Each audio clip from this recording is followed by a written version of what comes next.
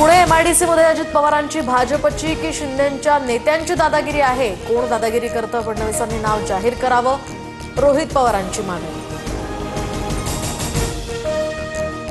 कुणीही कायदा हाती घेऊ नका, शांतता राखा, आक्षेपार्ह स्टेटस ठेवणाऱ्यांवर कारवाई होणार.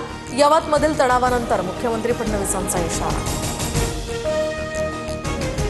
यवतमधील परिस्थितीवर पूर्णपणे लक्ष ठेवून आहोत, अफवांवर कुणीही विश्वास ठेवू नका, अजित पवारांचं आवाहन. यवतमधील घटनेत राजकारण करू नका, प्रशासनाकडून परिस्थिती नियंत्रणात. यवतमधील घटनेनंतर राहुल कुल यांची प्रतिक्रिया.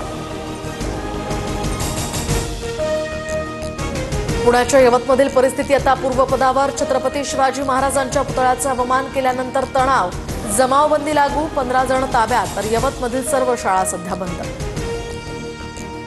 स्थानिक स्वराज्य संस्थांच्या निवडणुकांसंदर्भात ठाकरे गटाच्या पश्चिम विदर्भातील पदाधिकाऱ्यांची बैठक. निवडणुकांसाठी जोमानं कामाला लागा, उद्धव ठाकरेंचे निर्देश.